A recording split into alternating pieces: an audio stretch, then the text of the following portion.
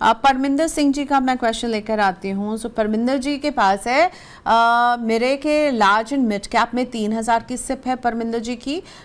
इसके बाद जियो के ब्लैक रॉक फ्लेक्सी कैप में ये कर रहे हैं 3000 की सिप, बंधन के स्मॉल कैप में कर रहे हैं 3000, कोटक के मल्टी कैप में कर रहे हैं 3000 और डीएसपी के मल्टी एलोकेशन फंड में 30,000 का लमसम है। 5% से टॉपअप करेंगे, 15 साल तक निवेश करेंगे, कितना अमाउंट ये क्रिएट कर पाएंगे, पोर्टफोलियो कैसा है, और मल्टी कैप और फ्लेक्सी कैप में कोई ओवरलैप तो नहीं है क्योंकि इनके पास है मल्टी कैप कोटक का, फ्लेक्सी कैप तो मुझे नज़र नहीं आ रहा है इनके पास, सिप का लार्ज एंड मिड कैप है, बंधन का, अच्छा जियो का फ्लेक्सी कैप है, राइट।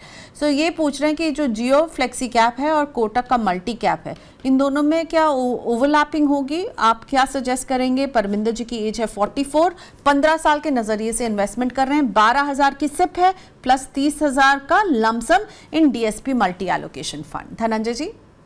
ओके तो एज ए इन्वेस्टर ना आप जो क्या कहते हैं ना फ्लेक्सी कैप और मल्टी कैप का ना एक मूवी की तरह आप समझिएगा, आपको इजी हो जाएगा। आप देखेंगे ना बहुत सारे पुराने जमाने जो मूवी होते थे ना प्रियंका जी, तो उसमें ना आप देखिए जैसे अमर अकबर एंथोनी, उसमें अमिताभ बच्चन भी होते थे, उसमें विनोद खन्ना भी थे और ऋषि कपूर भी थे। उसका लॉजिक ये था कि जो ऑडियंस है ना, जो किसी ना किसी का तो फैन होगा, या तो अमिताभ बच्चन साहब का फैन होगा या फिर ऋषि कपूर जी का फैन होगा, किसी को देखने तो वो आ ही जाएंगे। तो वो होता है हमारा मल्टी कैप में तीनों मल्टी स्टारर।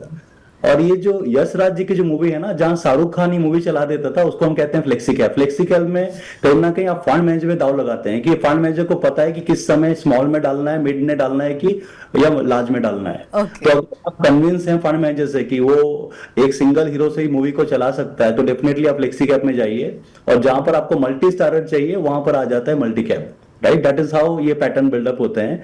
तो as a investor generally overlapping हम नहीं देखते हैं, क्योंकि ओवरलैपिंग तब होता है जहां पर हमको लगता है कि एक ही बेंचमार्क, जैसे मिड कैप में तो मिड कैप फॉलो किया जा रहा है और वहां पर यूनिवर्स रिस्ट्रिक्टेड है। यहाँ पर तो फंड मैनेजर कॉल लेता है कि उसको लार्ज कैप की मात्रा कभी 60 करनी है, 65 करनी है। मल्टी कैप में जो है 25 का जो कैपिंग है, बाकी जो 25 में फ्लेक्सिबिलिटी है, बाकी जो 25% फ्री छोड़ा गया है, चाहे वो डेट में जाए, कैश में होल्ड करे, या फिर लार्ज कैप में या मिड कैप में ज्यादा एक्सपोजर हो, तो ज्यादा ओवरलैपिंग की चांसेस की प्रोबेबिलिटी कम जाती है।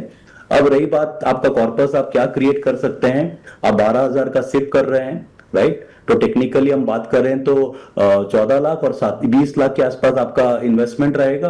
तो अप्रोक्सीमेटली रूल कहता है कि जितना आप निवेश कर रहे हैं अगर, तो आपका 3 गुना, तो 60 लाख के आसपास अगर आप 5% स्टेप अप करते हैं तो आप 5 लाख ऐड कर लीजिए, तो 60 से 65 लाख का आपका पोर्टफोलियो बिल्डअप हो जाएगा at the end of 15 years, जो आपका टाइम ड्यूरेशन है। ओके, बट दोनों के साथ जा सकते हैं, उसमें कोई दिक्कत नहीं है, राइट? राइट। ओवरलैपिंग क्योंकि बहुत अच्छे से समझा दिया भाई, मल्टी स्टारर या एक स्टार पे डिपेंड करने वाला, और आप पूरी तरह से फंड मैनेजर के साथ जो है रहेंगे वहाँ पर।